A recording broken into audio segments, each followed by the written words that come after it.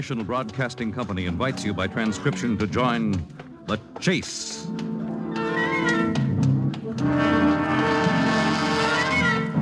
There is always the hunter and the hunted, the pursuer and the pursued. It may be the voice of authority, or a race with death and destruction, the most relentless of the hunters. There are times when laughter is heard as counterpoint, and moments when sheer terror is the theme. But always there is the chase. And the desperate pursuit of money and a career can be the most terrifying chase of all.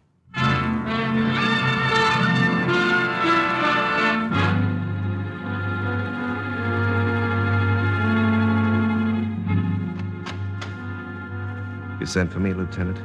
My name's Hicks, Eddie Hicks, the publicity agent. Where's the body? I've never been inside a morgue before, Lieutenant. Is she under that sheet? Yeah, that's Gloria Hastings, all right. Even a murderer's bullet couldn't change that beautiful face.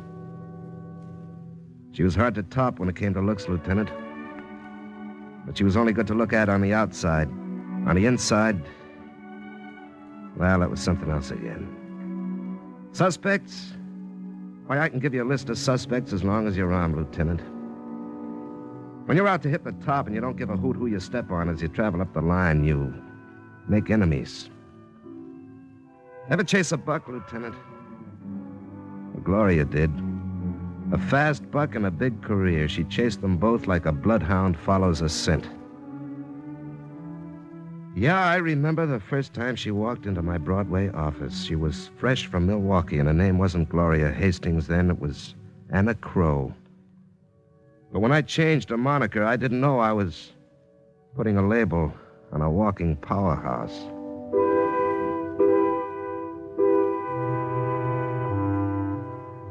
Yeah, sure, I'll handle the publicity for you, Mr. Regan. I'll give it the works.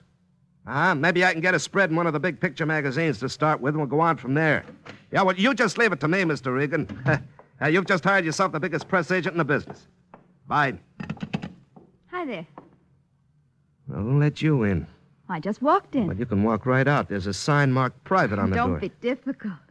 One day you'll thank your lucky stars that I strolled by. Oh, and who are you? My name's Anna Crow. But you'll have to find me another one. It's a little too plain for a girl who's going to wind up famous. Got it all figured out, have you?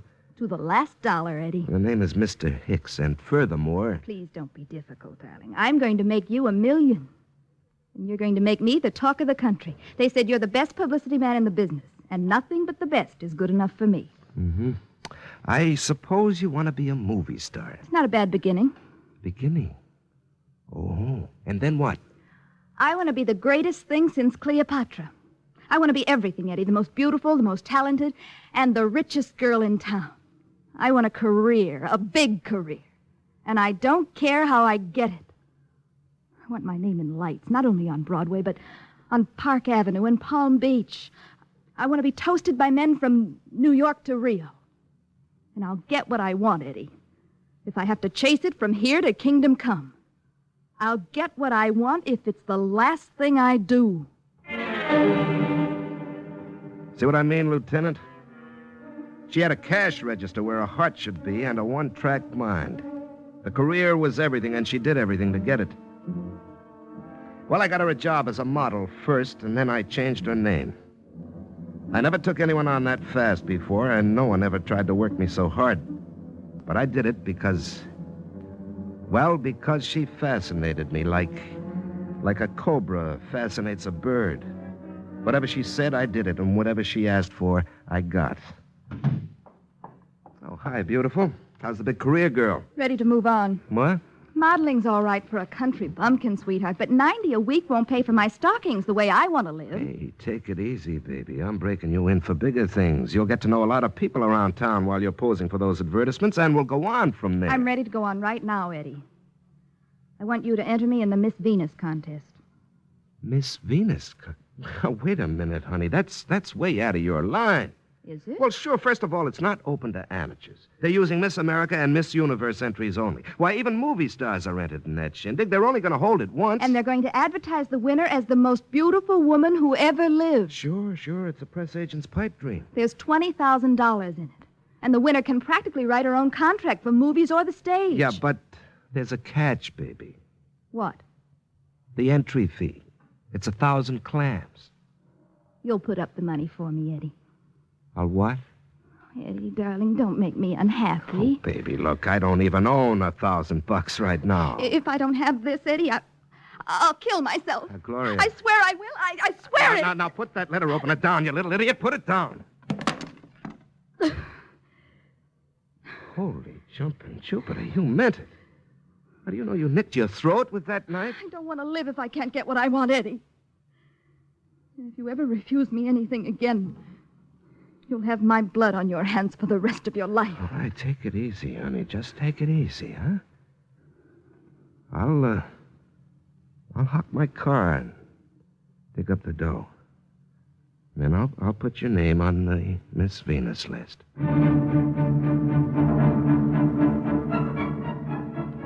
Well, don't think she was kidding, Lieutenant. She meant every word. She was chasing that career right down the line for everything it was worth. And she'd have cut off an arm if she thought it could push her 1 inch forward.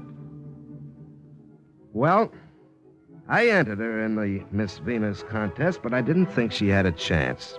She was bucking the pros in that one, gals who'd won contests before by the bushels.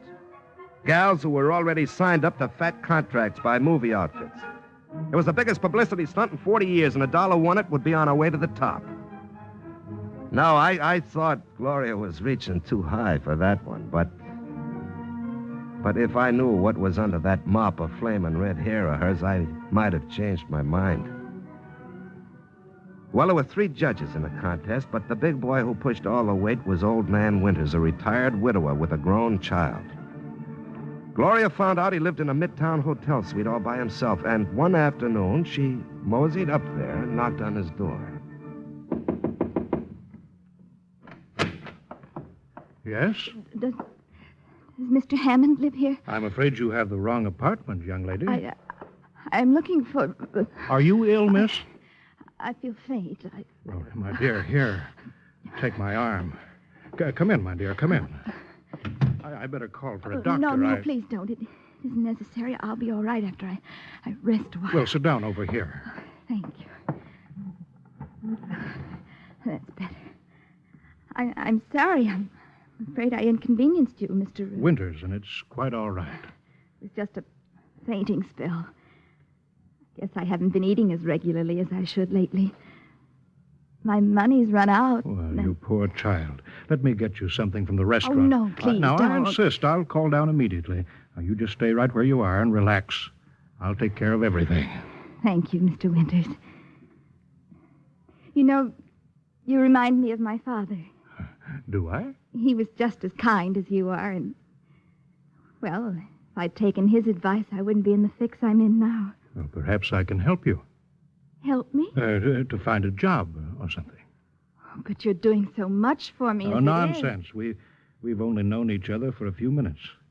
But still, I feel I've known you longer. You said I reminded you of your father. Well, you remind me of a daughter I had years ago, Evangeline. She died at the age of 19. Oh, I'm so sorry. I have another daughter. She's 21, a wonderful girl. Unselfish, unspoiled, and she worships me. Here I am talking too much. Let me order some dinner for you, child, and then I want you to tell me all about yourself. I think we're going to be friends. Good friends. I'm sure of it, Mr. Winters.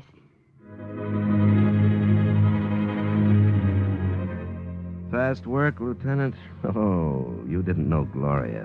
Why, in no time at all, she was calling him Daddy, and she had him jumping through hoops. Oh, it was all legitimate on his side. He actually thought he saw his dead child in Gloria's face, and for a while, she made him happy. And then one day, she sprung the contest on him, and that was that. Well, Gloria, my dear. Hello, Dad. Well, I'm so glad you dropped in. I have wonderful news. Oh? My daughter Mary arrives home today from school in Europe. You'll meet her for the first time. I know you'll be crazy about her. I've already written her a great deal about you. Won't she be jealous? Jealous, Mary? Bless your heart. There isn't a jealous bone in her body. I've told her how I've virtually adopted you, how close we are now, and she's thrilled. You see, she's always known how miserable I've been since I lost Evangeline. I'd love to meet her, Dad, after the contest. After what contest? The Miss Venus beauty contest. What's the contest got to do with it? I'm entered, You're entered? and I'm going to win. Well, you never told me you'd entered that contest. I'm telling you now. Did you know I was going to be chief judge? Do I know when Christmas comes around, Daddy boy? I don't quite follow you. I want to win that contest, and you can help me do it. Well, you'll have as fair a chance as any other contestant. I'll have a better chance, Daddy boy, because that contest is going to be rigged. What? What do you mean? You're not only going to vote for me, but you're also going to influence the other two judges to make it unanimous. Well, you must be joking. I was never more serious in my life. Both those judges are friends of yours. You can talk them into anything, and you know But it. I have no intention of talking them into anything, Gloria. No. All my life, I've been a man of honor. I don't intend to change that now. You'll do as I say and like it. Do you understand? I mean business, Daddy boy. It's amazing. In the space of 2 minutes, you've changed from a sweet, lovable child to a predatory, vicious woman. I can hardly believe it. I don't care what you think of me, as long as you vote for yours truly. I want that contest title, and I'm going to have it. On the contrary, you're going to get out of here right now. You asked for it, you old fool. Now you're getting it. If I don't win that contest, I'll give your daughter an earful that'll make her hair stand on end. I'll tell her about her darling father, her lovable dad, and me. Well, there's nothing to tell. No? Well, you hear my version. How do you think your daughter will feel when I tell her that her father's chased after a girl her own age, and... I'll even take that, Daddy boy, and let you get away with it. But if you and your pals don't vote my way, I'll spill enough to your daughter to drive her away from you for good. And if you don't think I'm a fancy liar, try me. Well, You're an evil woman, Gloria. don't make me laugh. I can see now. It was just a trick. A ruse. It's dog eat dog in this world, Daddy boy, and I'm having you for lunch. A woman like you has no right to live. You should be eliminated. Stamped out. Like some evil disease. Do I get first prize? Or do I take that finishing school daughter away from you for keeps?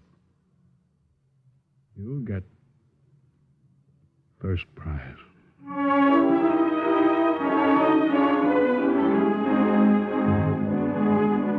And she did, Lieutenant. But old man Winters never forgave her. Well, you asked for a suspect, and there he is. But he's not the only one. Now, take Paul Bixby, for instance. 6 weeks after Gloria won her contest, she was on the move again. A movie contract came with first prize, but was that enough for Gloria? Not on your life. She didn't want to make one movie. She wanted to take over the studio.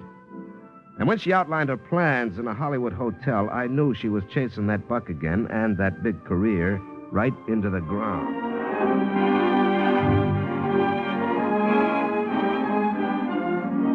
How much longer must I sit around in this stuffy hotel room, Eddie, waiting for those idiots to call me from the studio? All right, take your time, kid. We'll be hearing from them. They've got to find the right picture. Meanwhile, you're sitting around for $500 a week under contract. $500 a week. What do I care about peanuts? They ought to pay me $5,000. Hey, hold on, baby. Only the big stars get that kind of lettuce. Then make me a star. Oh, just like that, huh? Who's head of the studio? Arthur Summers is vice president in charge of production. But who's his boss? Paul Bixby, he runs the works. He married? Yeah. Any children? Well, he's got a 22-year-old son in his last year at college. Oh, now, look, Gloria, you've got no more chance of meeting Bixby than a snowball on the Sahara. It isn't Bixby I want to meet, darling. Much more interested in his son. I don't get it. It's just a joke. Forget it, Eddie. I suppose I'll just have to be patient until that phone rings and I've got myself a job. She was lying, and I knew it. But there was nothing I could do. Oh, she was cooking something up in that brain of hers, and whoever she'd set her sights on this trip didn't have a chance. Well, first she did a little research, and she learned that Bixby's kid was taking a pre-med course at UCLA. And then she got a good idea of his regular habits. And one sunny day, she parked herself in front of the college library where young Johnny Bixby spent his afternoons. See you later, Frank. I'm on my way home. Oh, I'm sorry. I didn't see you coming. There was quite a collision. My ankle. Oh, did I hurt you? I'm afraid it's sprained. Oh, I'm terribly sorry. What can I do? It was just an accident. If you'll call me a taxi. Well, I've got my car right here. Let me drive you home, please. Well, I don't know. Oh, I insist, Miss... Gloria Hastings. My name's Bixby, Johnny Bixby. Here, let me help you to the car. Oh. Does it hurt that bad? I'd better put my arm around your neck. Yeah. Like this. You put yours over here. Now, I'll try to walk. It's very kind of you to do this, Mr. Bixby. Kind? Gosh, after I bumped into you like an overgrown hippo, it's all my fault. But I'm not sorry it happened. Are you? Not on your life, Gloria. I mean, Miss... Please call me Gloria, Johnny. Your car's so nice and comfortable. This is one ride I think I'm going to enjoy. Oh, it didn't take her long to have him eating right out of her hand. And inside of a week, the kid was hopelessly in love. He'd never met a dame like Gloria before. A woman who knew all the answers even before you asked her the questions. And when she wanted to put on the siren act, but she was second to none. You're a sweet boy, Johnny. I love you, Gloria. I love you more than anyone or anything on earth. You're beautiful, Gloria. You're breathtaking. Don't say any more, dearest. Just kiss me. Hard.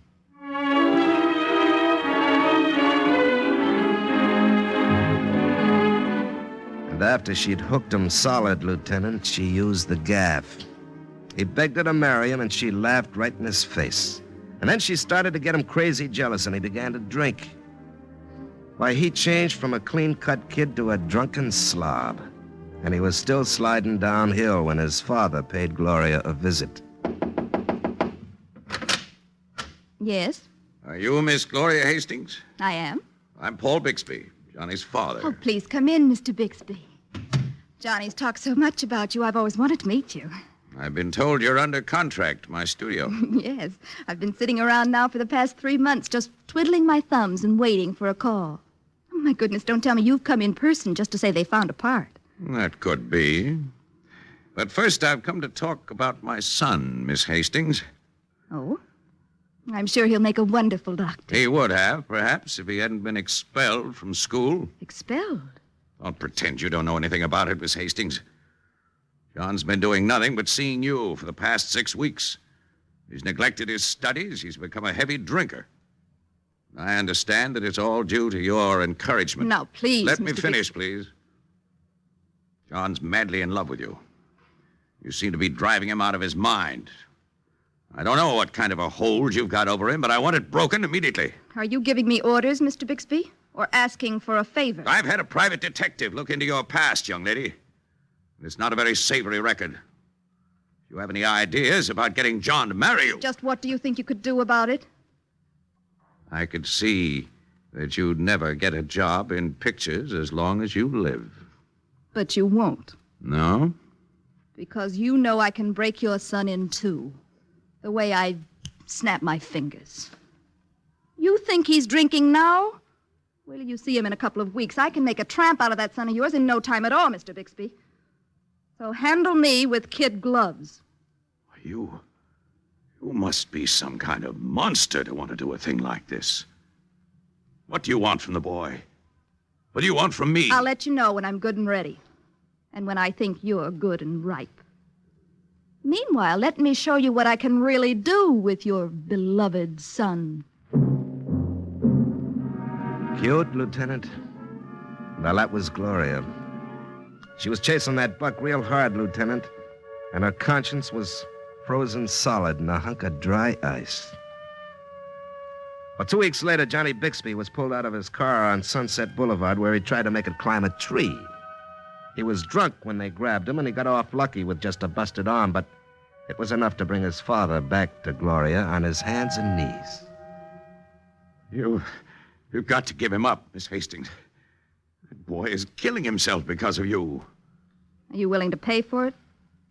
What do you want? I want to be starred in pictures. I want $1 million worth of publicity and a nice new fat contract to go along with it. I want to be the biggest name in show business. And you can turn the trick. If I notify my production chief to star you in our next film, will you break off with my son and promise never to see him again? I'll tell him I'm married, Mr. Bixby, and I'll handle him carefully. Don't worry about that. If you fail to keep your word, Miss Hastings, I warn you, don't try it. Is that a threat? I'll make it even clearer. You're not a human being. You're more like an animal. And I'll treat you like one. I'll give you your new contract. But if you dare to see my son once more, it may be your last act on Earth. And I mean every word I say. Well, there's suspect number 2, Lieutenant. You want some more? Well, I've got another one to hand you, and this one is a dilly. You'd think Gloria would have been satisfied with a juicy contract and her name in lights, but, well, you don't know my girl. The sky was her limit, and she wouldn't settle for second best. I suppose the psychiatrists have a word for what was wrong with Gloria, what made her run like a doped-up filly in a phony race. The chase was never over as far as she was concerned. The faster she ran, the more she wanted. Well, it was 3 or 4 months after the Bixby episode. I was waiting in a dressing room on the lot until she finished a scene. The minute she walked in, I knew that something was up, because she had that crazy light in her eyes. A light that reminded me of the glint on a $20 gold piece. Eddie. Hello, Gloria. I didn't know you were going to meet me here. Oh, I thought I'd give you a little surprise. All right, what's up, Gloria? Well, nothing. Oh, come on now, you look excited. Do I? Must be this picture we're doing. It's got me all in a dither. I'm going to be the biggest thing since Garbo, Eddie. Mm-hmm. And then, will you be satisfied? Satisfied? You know what I mean. Eddie. Who's there? It's Herbert. Herbert Fondley. Give me 20 minutes to change, huh? I'll be waiting for you, Miss Hastings. And who is Herbert Farnley? You don't read the papers, Eddie. He's here on a trip with his wife. I see. He's real nobility, Eddie. His family dates back 1,000 years. He's not one of these nouveau riche American millionaires you can get for a dime a dozen. Well, you seem pretty impressed. Don't get any ideas in that silly head of yours. He simply invited me out to dinner. Well, he was supposed to go out with me. Oh, be a darling, Eddie. Let me out of it.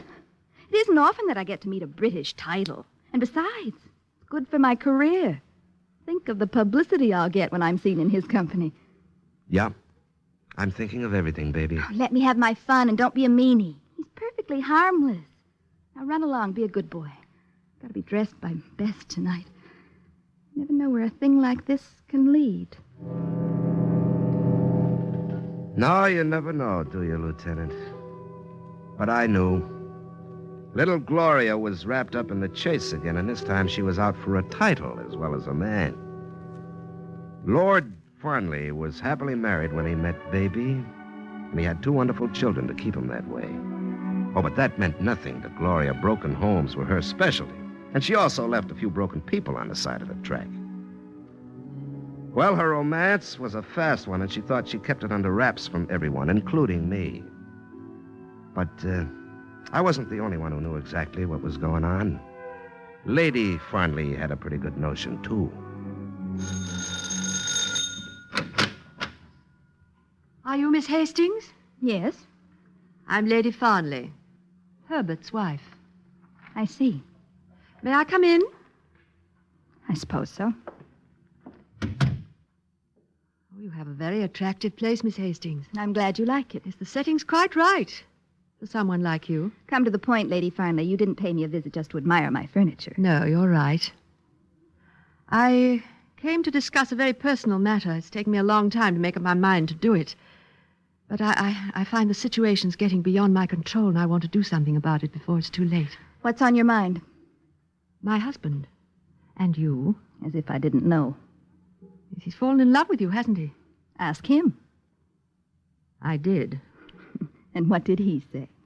He seemed to feel that our marriage was coming to an end. That's too bad. It doesn't seem to matter to you that I happen to love him very much and that I have 2 small children who depend on him. You're beginning to sound like a Class B picture. I'm trying to be sincere, even though I realize that honesty is something you'll never understand. I understand men, Lady Farnley, a lot better than you do. Yes, you're very clever. And extraordinarily lovely. I can't compete with you on that score. I'm glad you know it. What do you want with my husband? What do I want with him? You have your career. Thousands of men would be happy to throw themselves at your feet. Why do you want to take the one man I love away from me? Maybe you've had him long enough. It's his title you want. It's his background that intrigues you. What difference does it make?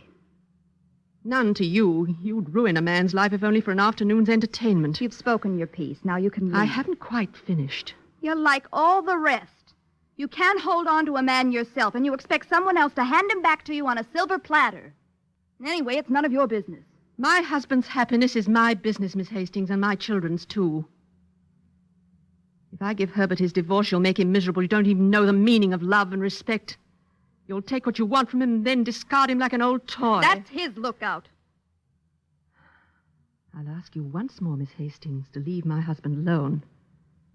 And if I refuse? You'll regret it. How?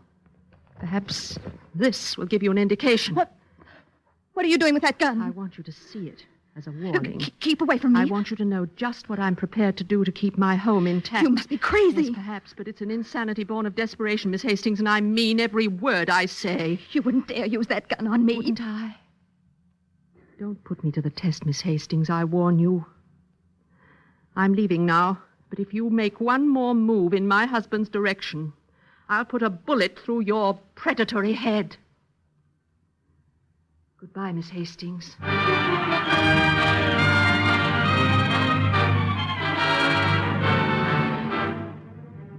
Well, there you have it, Lieutenant. Suspects number 1, 2, and 3. Any one of them could have put that slug in Gloria's body just as easy as spearing herring in a barrel. Which one, Lieutenant? That's the $64 question, but maybe I can answer it. None of those suspects is guilty, Lieutenant, and I guess I ought to know. How do I know? Why, because I killed her myself, Lieutenant. I put that bullet in her pretty head. You see, I left out one minor item in the story of Gloria Hastings. She was my wife.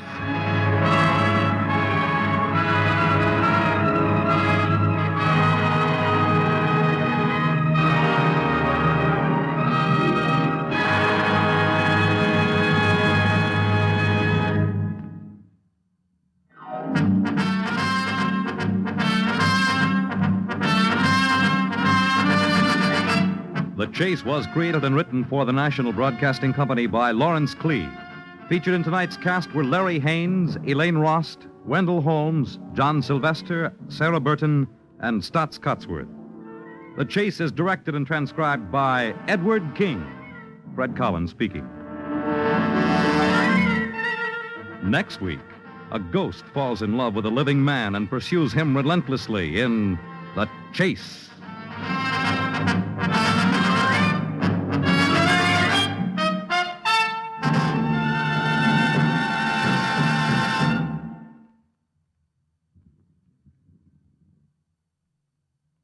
The Chase came to you from our studios in NBC Radio City.